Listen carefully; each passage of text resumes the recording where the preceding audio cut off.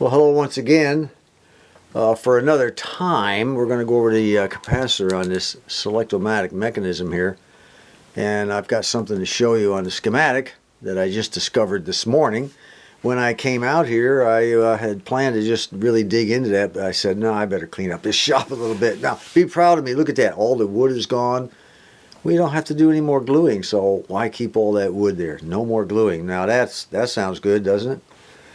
And I want to get some spraying done on our cabinet. I want to finish this up like I said in the last video, but unfortunately it's very windy outside, and you know, I don't want to spray it in here. I'd choke half to death, so we're going to have to probably wait till this afternoon.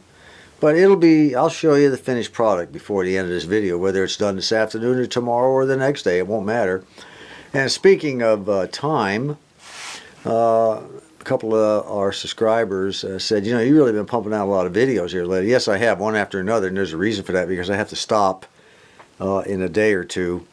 I have a lot of yard work I have to catch up on. The temperature's dropping fast in Arkansas. Now, by Arkansas standards, it's dropping fast.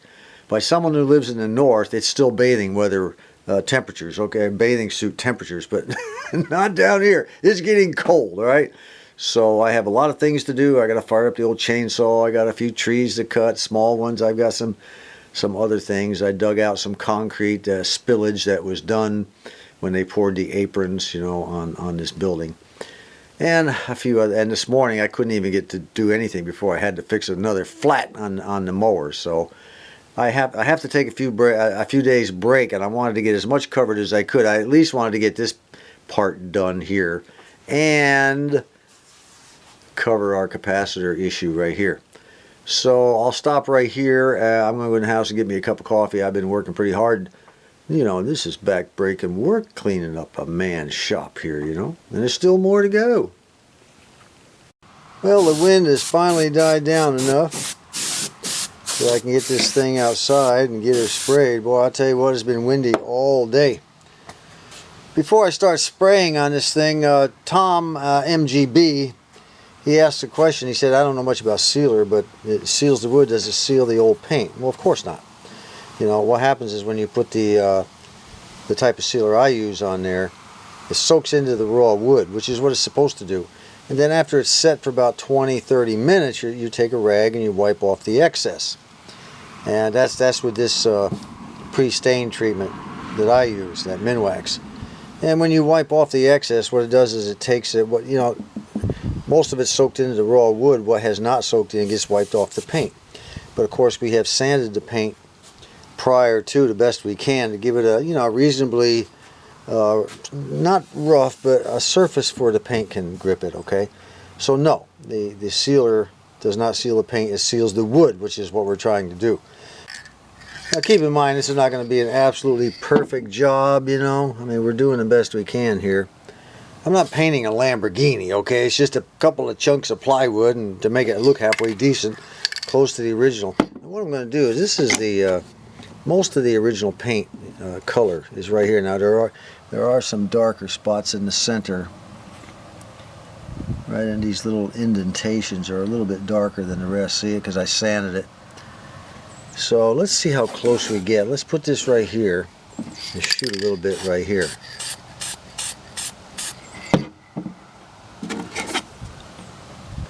Son of a gun, I'd say that's pretty darn close. Pretty darn close, okay? Can't get a whole lot closer than that. We looked everywhere. Okay, let's try, I may have to stop painting if the wind's beginning to pick up again. Matter of fact, I might, well, let's just try it. Might just give it a light coat, cover the wooded area.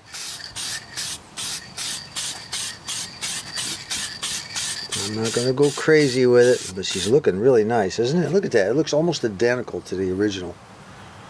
I'm real happy with that. Look at that. Look at on the corner over here. Let me get some clarity here. Look at on the corner here, and look at there. Not a whole lot of difference.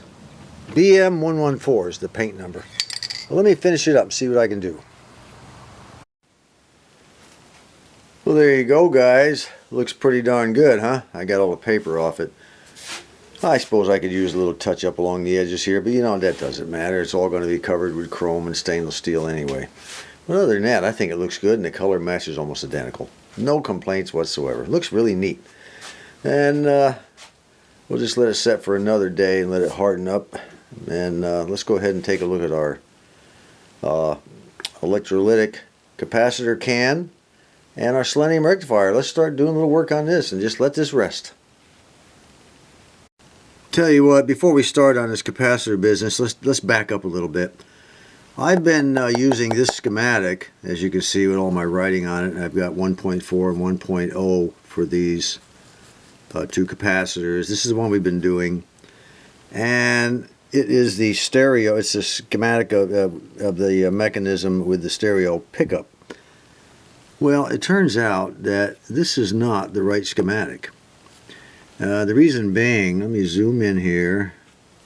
If you look at this particular capacitor right here, this C655, there's a wire that comes off of it, and it goes over here and connects to contact pin number 4 on the cam switch, number 4. Well, when I checked the contact, the gray wire from here to that contact, it's not connected to number 4, it's connected to number 6. Well, I'm thinking, wait a minute, what's going on here? You know, it's actually 6 down from the top, which would put it down in this area here, which is nowhere near connecting to that capacitor right there. Well, so what I did was I flipped the schematic over to the next page over here, and sure enough, look what we've got. The same capacitor, C655, comes down and comes over and connects to pin number 4 again. However, on this schematic, which is the non-stereo pickup, you'll see it starts out with 14 and 15 at the top, not 1, 2, 3, 4. So that would make it 1, 2, 3, 4, 5, 6. And where does 6 go? Right back to the capacitor. So this is the schematic we need to be using. You know, back to the original schematic, I'm kind of glad that this thing came up, whereas, you know, this is hooked to pin 4, but when you go to the mechanism, it's actually hooked to pin 6, or a 6th one down, a 6th contact down from the top. Yeah, the thing to do is not get all flustered and, you know, geez, I wonder how that happened. Did somebody disconnect it one time and put it on the wrong pin? You know, what do I do now? The capacitor values don't match up with what's in the mechanism. Don't worry about it. It's all piece of cake, guys. Just keep studying it, you know, and eventually you'll figure it out on your own. And if you don't, well, don't worry about it. Don't start taking wires off and resoldering and a bunch of other crap. A lot of people, they just stick it off to the side and say, I just can't do it and don't want to do it anymore. They give up on themselves. Don't do that. Contact someone else. Contact someone on the Antique Radio Forum. A friend who knows what he's doing. Come on a YouTube video and say, here, this is what I got. Well, why do I have a contact here? In this particular example, why is this thing soldered to pin 4 when I actually soldered to pin 6? So, you know, just don't get all wrapped around the axle. This is supposed to be a fun hobby. We can do anything. So which wire goes where? We have a green, we have a white, or used to be white. I guess it's white or yellow. I'm not really certain. Kind of a yellowish. And gray. We'll just call it yellow, okay? Gray, green, and yellow. We have to know which one is which because the can is not marked on the top. All right? There's nothing on the ends here that tells us anything about which is which either. Normally they have a symbol or something on the side of the can that matches the symbol at the top. But there's no symbols. Yeah, it's just real nice of them. But we can figure this out real easy. We already know that this gray wire right here hooks to number 6. So the gray wire hooks to number 6. So let's go back here to number 6. Let me see. That would be this one right here. This is the 6th one down. 1, 2, 3, 4, 5, 6. Now keep in mind they're not numbered 1 through 6 because we have a 14 and a 15 at the top on this particular selectomatic mechanism. So that makes it the 6th one down as opposed to the 4th one down. So we go back and we come up to this and we see that it goes to 655. C655 is here. It's the 1.65 microfarad. Okay, so the gray wire is 1.65 microfarad, which I have here, and we'll just label that as gray. No problem. Now let's look at the other capacitor. Where does that wire go? It goes from the 0.75 microfarad down into this terminal board. What is the number of the terminal board? Which really won't help us any. It's terminal board 656, which hooks into the motor wiring, okay? From here, straight down into there. Well, these wires here coming off the motor, let me get this out of the way. These wires coming off the motor, they go down into the motor here. They come out and they hook to this terminal board right here. Now this is terminal board 656. Alright, these are the wires coming out. And you'll see that the yellow wire is connected right there. That's the yellow wire coming from the capacitor. Alright, which would be this one right here. Well, we have just identified what's what on that capacitor, haven't we? So this is going to be the yellow.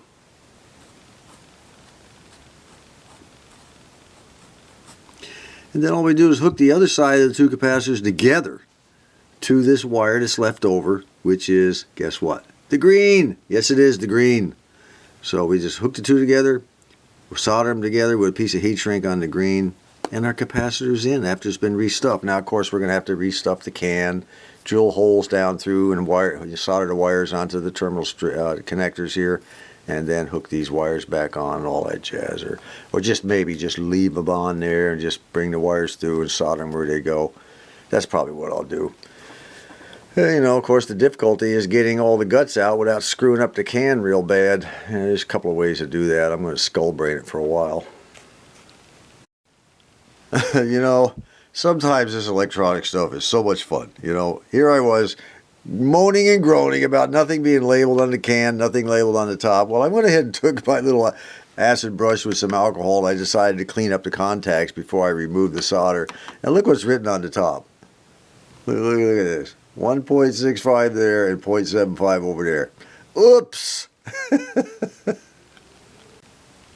Alright, I've decided to go ahead and just remove the can entirely and work on it on the bench. I'm going to use the old Hacko here to go ahead and extract the solder so I don't do a whole lot of damage to the ends of the wires. Once we get it out, we'll take this mechanism, move it over there, and then we'll have plenty of room to fiddle fart around and get things done. She's out, she's cleaned off, I've got all the solder off the terminals, and so now what? How do we open this can?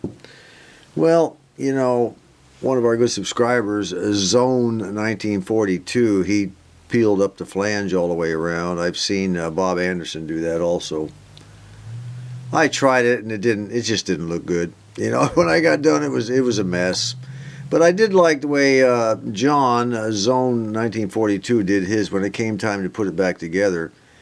He cut across and cut across and did that 3 times. Cross and across with a cutting wheel on a moto tool. Cut across and cut across. And then he removed between those sections, so actually all he had was 3 tabs he had to bend back over, which made a whole lot more sense to me. So I get, you know, he did his cutting after the fact.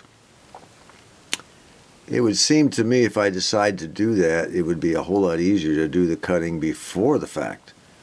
And then all you have to do is peel back the tabs and then just sort of cut along the edge to get rid of this, the stuff we're not going to use, and then have 3 tabs to bend back over when we're done. I don't know, you know, I've got this cutting wheel here. It would be really easy to do. Just cut down and then just once I get the tabs cut, you know, just kind of cut this right along the very edge here. Not over in here, right in here. Just kind of cut along like that, the part we don't want, and remove it. And it should come out. Okay, that's option number 1. What's option number 2? Option number 2 is what I've always done, and it seems to work okay, is you take a piece of tape like this, fairly narrow if you can, get it and put it all the way down to the bottom edge of the can, and then tape it all the way around using the bottom edge of the can as your guide. And then just take the same cutting wheel that you have here and just cut through the can along the edge of that tape all the way around. Then you can remove the top and start, clean it all out and insert your caps and everything. Drill your holes down through the bottom so the wires can come out and be soldered to the terminals. John's method and Bob Anderson's method, after you get the flange bent back, all the guts come out. Of course, they're held in with usually they're held in with some kind of a black tarry substance, which makes it sometimes difficult. But then sometimes you get lucky and they just come right out. So, the entire thing would come out, leaving an empty can. Keep in mind that this can will be remounted in the mechanism with this side up. Had this side been down, it would have been a no-brainer. I would have gone ahead and done the flange automatically because you wouldn't have seen it. But this thing is going to be up. So we're talking 6 one, half dozen the other. Either if I have to cut it, I'm going to have to take a silver kind of tape and tape the two halves together, which will be seen, but I really don't care. What I'm looking here for is functionality. Or I can take a chance on maybe not butchering it up so bad as I did last time and just have the 3 tabs holding it up, or sticking up in the air, holding the mechanism together, or holding the cap can together. I don't know. I'm going to have to really think about this. Right now I'm leaning toward cutting open the can, which is, I'm more comfortable with that, and I've done it a lot. Here's the almighty decision, folks. We're going to go ahead and go with the tabs. Now, why did I make that decision? I mean, I'm so used to cutting them open. Well, that's why. I know how to do it this way, and it's easy to do, and I have to step out of my comfort zone once in a while. So let's go ahead and give it a try. I mean, you don't learn anything new unless you try it. So if I muff it up a little bit, well, I muff it up a little bit. That's just the way it goes. So we're going to cut here, here, here, here, here, and here. And I put the cuts here, here, and the other 2 places so I wouldn't interfere very much with the terminals. I wanted to be able to get my blade down in there and do the cutting. Had I done it the other way, had I done it close to the terminal, the blade would have hit that terminal while I'm cutting. So I'm cutting between them. Let's see how that goes. Let me see how steady my hand is. I may have to go in the house and get a cup of coffee first. Well, there we go, guys. All we have to do, the tabs are left in place, and I've cut between them. Now let's find out if my brilliant plan will work. I'm going to take the old needle nose here, and I'm going to try to peel off that metal. Let's see if I might even be able to do it one-handed. Let me see here. Well, some of it's coming up. Look at there. Looky there. Look at that. It's actually working. So far, it's actually working. There you go. Piece number 1 is out. Looky there. Looky there. Yep. All right, let me get the rest off and then bend these tabs straight up and see what happens. I've got all 3 lifted, and the way I did it was I took a very sharp jeweler's screwdriver and just got down underneath one edge here, and I just kind of jammed it in there slightly and then just lifted up like that, and they came right up, no problem at all. And then I kind of worked my way along.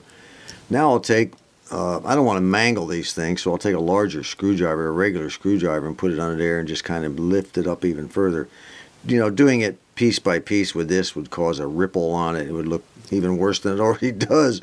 So let me get the screwdriver. Well, there we go, guys. I took the little old jeweler's screwdriver and just stuck it down between the can and this brown, I guess it's Bakelite or something, I don't know what it is, and then just kind of caught it underneath and began to pull.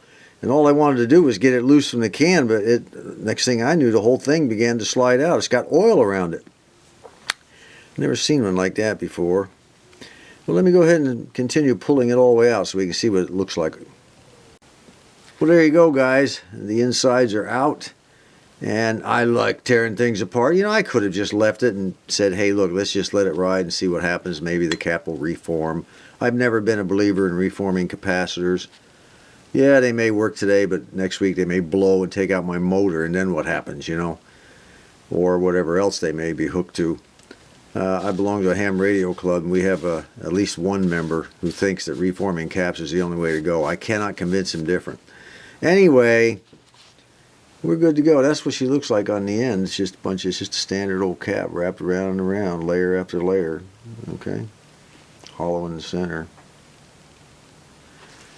We'll go ahead and cut the 3 tabs off that are connected to the terminals and get rid of this, and then I'll clean out the can, get the oil and stuff out of it that's down in the bottom, and dress up any rough edges around here between these tabs, and then the rest should be a piece of cake. I think we'll go ahead and do the actual restuffing next time. It would make this video much too long if I did it now. Besides, the temperature tonight's going down to 36 degrees. So I don't know. I may only have a couple of days of decent weather left to get the yard work done.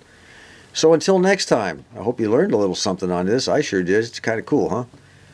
This is John. I'll tell you what, let's just go ahead and snip it off here and get rid of this, and that way when we start the next video, we'll be all ready to go. We won't have to mess around with this crap. Let's just get it done, just to show everybody how it's done. There's the first snip. Go to the easiest stuff first, alright? And then I'll just cut. I'm going to cut up next to the body of the capacitor, because this is this one here is not just a straight wire or a braided wire like that over there. This one is a flat tab that the wire terminal is soldered to. So we're just going to go ahead and reach in there with our dies, cut up close to the body of the. If I can get my buns down here, let's back up a little bit. I might be a little too close for you. There we go. You can move it around. Try to get yourself a little wiggle room by cutting the easy ones first. So now we'll go ahead, if I can do it. Come on now. I'm just going to cut it right down through there like so. There you go. There's the second one. Now we'll come over here and we shall cut the third one. There it is. All cut off. Ready to go for next time.